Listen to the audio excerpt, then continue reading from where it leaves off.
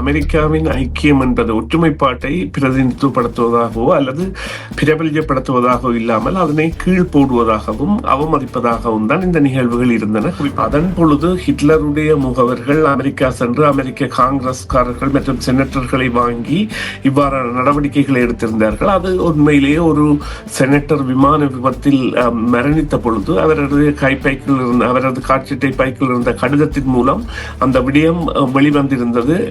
இதனால் தான் இந்த விவகாரம் நடைபெற்றது. அதாவது இவ்வாறாக தங்களுடைய அரசியல்வாதிகளையும் அதிகாரப்படுத்தல்களையும் வாங்கின ஒரு ஆசுவாசமும் இன்றி அல்லது இவ்வளவு காலமும் அவர்கள் கொடுத்த அர்ப்பணிப்புகளை எல்லாம் துச்சமாக மதித்து செய்தவர்களில் பலர் இவ்வாறு மாறக்கூடிய சந்தர்ப்பங்கள் இருக்கின்றது.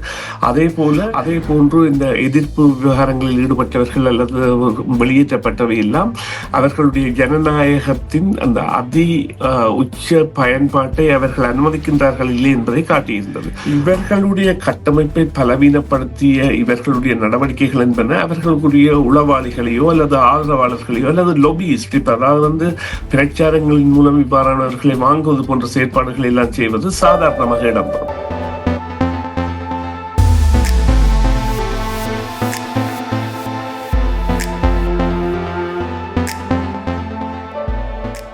செய்தியின் பின்னணியில் கேட்டுக்கொண்டிருக்கின்றீர்கள். செய்தியின் பின்னணி நிகழ்ச்சியில் நேற்று இரவு அமெரிக்க காங்கிரஸ் கூடியிருந்தது. இதில் ஒரு குழு கூட்டமாக நடைபெற்ற கூட்டம் பல வாத பிரதிவாதங்களுக்கு மத்தியில் நடைபெற்றது. அதே நேரத்தில் ஒருவர் வெளியேற்றப்பட்ட சம்பவமும் அதிர்ச்சியை ஏற்படுத்தியது. அமெரிக்க காங்கிரஸில் இவ்வாறான விடயங்களும் இடம்பெறுமா என்பது பலருக்கு புதிய அனுபவத்தை தோற்றுவிக்கக்கூடியதாகவும் இருந்தது.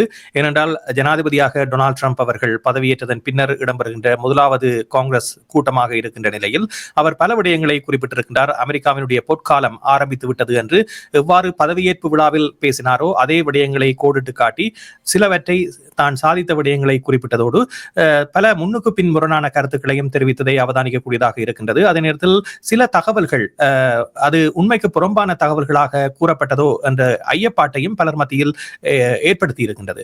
இந்த காங்கிரஸ் கூட்டம் பற்றி என்ன நினைக்கின்றீர்கள்? குறிப்பாக பலரை பேச விடாத ஒரு நிலை காணப்பட்டது. ஆரவாரம் மிக்க அவருடைய ஆதரவாளர்களினால் அவருக்கான ஆதரவு நிலை என்பது கூடுதலாக அந்த அரங்கில் ஒலித்ததை பார்க்கக்கூடியதாக இருக்கின்றது. அமெரிக்க மக்களினுடைய மன உணர்வை பிரதிபலிக்கக்கூடிய ஒரு காங்கிரஸ் கூட்டமாக இந்த கூட்டம் இருந்ததா? இல்லை, இது ஐக்கியத்தை அதாவது அமெரிக்காவின் ஐக்கியம் என்பது ஒற்றுமைப்பாட்டை பிரதிநிதித்துவப்படுத்துவதாகவோ அல்லது பிரபல்யப்படுத்துவதாகவோ இல்லாமல் அதனை கீழ் போடுவதாகவும் அவமதிப்பதாகவும் தான் இந்த நிகழ்வுகள் இருந்தன. குறிப்பாக நீங்கள் குறிப்பிட்ட விடயத்தில் முக்கியமானதுதான் தனது தேர்தல் பிரச்சார உரையை போன்ற ஒரு உரையைத்தான் இவர் நடத்தியிருந்தார். பதவியேற்பு என்றதை விட நீங்கள் பதவியேற்பு விழாவில் நடத்திய உரையை குறிப்பிட்டிருந்தீர்கள். அதை விடவும் கீழே சென்று தேர்தல் பிரச்சாரங்களில் நடந்து பெற்ற உரியை போன்றது. அதே போன்று இந்த எதிர்ப்பு விவகாரங்களில் ஈடுபட்டவர்கள் அல்லது வெளியேற்றப்பட்டவை எல்லாம் அவர்களுடைய ஜனநாயகத்தின் அந்த உச்ச பயன்பாட்டை அவர்கள் அனுமதிக்கின்றார்கள் இல்லை என்பதை காட்டியிருந்தது. அதே போல சுமார் ஒரு மணித்தியாலமும் 40 நிமிடங்களும் இவரது உரை என்பது சென்றிருந்தால் கூட அது அந்த ஒரு உப்பு சப்பில்லாத உரையாக அல்லது மீண்டும் மீண்டும் பல விடயங்களை கிரீன்லாந்து, பனாமா போன்றவற்றை மிரட்டுவதாக அல்லது கனடா, மெக்சிகோ, சைனா இந்த மூன்றும் தான் இவர்களுடைய முதலாய பங்குதாரர்கள். இந்த ஏற்றுமதி இறக்குமதியில் இவர்கள் 2.4 டிரில்லியன் டாலர்கள் பிரமதியான ஏற்றுமதி இறக்குமதியில் ஈடுபட்டிருப்பவர்கள். இவர்கள் மீதான கருத்தியல்கள் போன்றவை எல்லாம் குறிப்பிடப்பட்ட பொழுதும் இது ஒரு புகழ் பாடும் வைபவமாக இடம்பெற்றது என்றுதான் குறிப்பிட வேண்டும். என்றால் டொனால்ட் ட்ரம்ப் அவர்களுடைய ஆதரவாளர்கள் அவ்வாறுதான் அதனை எடுத்து சென்றார்கள். இங்கே குறிப்பாக நாங்கள் பார்க்க வேண்டிய விடயம் என்னவென்று சொன்னால் அதாவது ட்ரம்ப் அவர்கள் இந்த தான் விதிக்க போகின்ற வரியால் ஒரு சில இடர்கள் வரும் என்பதை தொட்டும் தொடாமலும் சொல்லியிருந்தார். மற்றது இந்த அமெரிக்க மற்றும் உக்ரைன் ரிலேஷன், அதாவது அவர்களுடைய இந்த உறவு என்பது எவ்வாறு இனி செல்ல போகின்றது என்பதற்கான ஒரு அத்தியாயமாக இப்போது செலன்சி அவர்கள் கூறிவிட்டார். அந்த சம்பவம் வருந்தத்தக்கது என்று, ரெக்ரெட்டபிள் என்று அங்கே நடைபெற்றது. எனவே அவர் கூட திருப்பி வரப்போகின்ற பொழுது அவருடைய ஆளுமை என்பது கூடுதலாக. எனவே அவருக்கான கடிதம் அனுப்பப்பட்டிருப்பதாகவும் அது குறித்து அமெரிக்கா பரிசீலிப்பதாகவும் குறிப்பிட்டிருந்தார் நேற்றைய உரையிலேயே. ஆமாம், உறவு தொடரும் என்கின்ற நிலை இருக்கின்றது. அதே போல இந்த கிரீன்லாந்து விவகாரம் அல்லது பனாமாவெல்லாம் இந்த தொட்டுக்கிள்ளி எறிகின்ற தொடர்பாக, அதாவது இந்த சிறு மக்கள் தொகையோ அல்லது நாடாக பிரதிநிதித்துவப்படுத்தாத சிறந்த கருத்துக்களை எல்லாம் கூறியிருந்தார். அதே போல இன்று சற்று முன்னர் வெளிவந்த செய்தியின்படி சீனாவானது ஒரு வெளிப்படையான அறிவித்தலை விட்டிருக்கின்றது. அமெரிக்காவில் இருக்கின்ற சீன தூதரகம் ஒரு தகவலை வெளியிட்டிருக்கின்றது. வரி போர் அல்ல, எந்த போராக இருந்தாலும் அதனை எதிர்கொள்வதற்கு சீனா தயாராக இருக்கின்றது. இது ஒரு அமெரிக்காவை அச்சுறுத்துகின்ற பாணியில் வெளியிடப்பட்ட செய்தியாக இருக்கின்றது. அதே நேரத்தில் டொனால்ட் ட்ரம்ப் அவர்கள் எடுக்கின்ற நடவடிக்கைகள் ஒரு கட்டுக்கடங்காமல் சென்றால் இவ்வாறான விடயங்களை ஏனைய நாடுகளும் எடுக்கக்கூடிய ஒரு அறைகூவலாக இதனை பார்க்கலாமா? ஆமாம், இங்கே 2 விடயங்கள் இருக்கின்றன. ஒன்று, தான் நம்பி இருக்கின்றவர்களை சார்ந்தவராக இருக்கின்ற டொனால்ட் ட்ரம்ப் அவர்கள் பெறப்போகின்ற விளைவுகள் என்பன பாரதூரமானவை. இப்பொழுது அவர் தனது உரையில் எலன் மாஸ்க் போன்றவர்கள் எல்லாம் பாராட்டி இருந்தார்.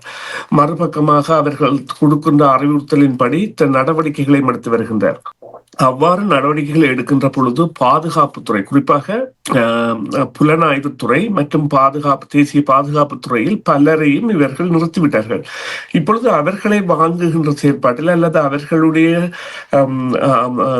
சேவையை பெறுகின்ற செயற்பாட்டில் சைனாவும் ரஷ்யாவும் ஈடுபடுகின்றன என்கின்ற அறிவித்தல் கூட உளவுத்துறையால் கொடுக்கப்பட்டிருக்கின்றது. இவ்வாறான செயற்பாடு என்பது ஹிட்லருடைய காலத்தில் கூட இடம்பெற்றிருந்தது. ஹிட்லர் எதிர்க்கப்பட்டு, அதாவது ஐரோப்பாவை கைப்பற்றுகின்ற முயற்சியில் அவர் எவ்வாறு ஈடுபட்டு அதற்கான நடவடிக்கைகளில் ஈடுபட்டிருந்தாரோ அதன் பொழுது ஹிட்லருடைய முகவர்கள் அமெரிக்கா சென்று அமெரிக்க காங்கிரஸ்காரர்கள் மற்றும் செனட்டர்களை வாங்கி இவ்வாறான நடவடிக்கைகளை எடுத்திருந்தார்கள். அது உண்மையிலேயே ஒரு செனட்டர் விமான விபத்தில் மரணித்த பொழுது அவரது காட்சிட்டை பைக்கில் இருந்த கடிதத்தின் மூலம் அந்த விடயம் வெளிவந்திருந்தது. இதனால் தான் இந்த விவகாரம் நடைபெற்றது. அதாவது இவ்வாறாக தங்களுடைய அரசியல்வாதிகளையும் அதிகாரப்படுத்தல்களையும் வாங்குகின்றார்கள் என்று. இப்பொழுது அந்த சந்தர்ப்பம் என்பது சீனாவுக்கும் ரஷ்யாவிற்கும் தாராளமாக கிடைத்திருக்கின்றது. இவர்கள் பெரிய உயர் பதவியில் உள்ள பலரையும் தூக்கி எறிந்து அவர்களை அதாவது எவ்வாறு கூறலாம் என்றால், எந்தவித ஒரு ஆசுவாசமும் இன்றி அல்லது இவ்வளவு காலமும் அவர்கள் கொடுத்த அர்ப்பணிப்புகளை எல்லாம் துச்சமாக மதித்து செய்தவர்களில் பலர் இவ்வாறு மாறக்கூடிய சந்தர்ப்பங்கள் இருக்கின்றது. அதே போல இவருடைய ஆளுமைக்கு கீழ்ப்பட்டவர்கள் பணம் சார்ந்தவர்களாக இருக்கின்றபடியால் பணத்தை காட்டி சீனா ரஷ்யா போன்றவை செய்யக்கூடிய வேலைகள் இருக்கின்றன. எனவே அவர்கள் நடவடிக்கை எடுக்கின்ற பொழுது இவர்களால் அதனை சந்திக்க முடியாது என்று சொன்னால், இவர்களுடைய கட்டமைப்பை பலவீனப்படுத்திய இவர்களுடைய நடவடிக்கைகள் என்பன அவர்களுடைய உளவாளிகளையோ அல்லது ஆதரவாளர்களையோ அல்லது லொபியிஸ்ட், அதாவது பிரச்சாரங்களின் மூலம் இவ்வாறானவர்களை வாங்குவது போன்ற செயற்பாடுகளை எல்லாம் செய்வது சாதாரணமாக இடம்பெறும். எனவே அது சாத்தியமான ஒன்று. சரி, ஆகவே நன்றி. நிகழ்ச்சியில் கலந்துள்ளமைக்கு பல விடயங்கள் பற்றி இன்று பேசியிருந்தோம். மீண்டும் மற்றொரு பொழுதிலே சந்திப்போம். நன்றி சுரேஷ். நன்றி ராம். நன்றி நேயர்களே. மீண்டும் ஒரு பொழுதில் சந்திப்போம். CMR யூடியூப் சேனலில் இணைந்திருக்கும் நேயர்கள் அனைவருக்கும் எமது நன்றி. காமெண்ட்ஸ் பகுதியில் உங்கள் கருத்துக்களை தெரிவிக்க தவறாதீர்கள். முக்கிய செய்திகள், காணொளி தொகுப்புகள், நேர்காணல் என பலதரப்பட்ட அம்சங்களையும் உங்களுக்காக தருகின்றது CMR யூடியூப் சேனல். CMR என்று சர்ச் செய்து எமது யூடியூப் சேனலை சப்ஸ்கிரைப் பண்ணுங்கள். உங்கள் உற்றார் உறவினர் நண்பர்களோடும் இந்த காணொளி தொகுப்புகளை பகிர்ந்து கொள்ளுங்கள். அருகில் இருக்கின்ற முக்கிய காணொளி தொகுப்புகளையும் தவறவிடாமல் பாருங்கள்.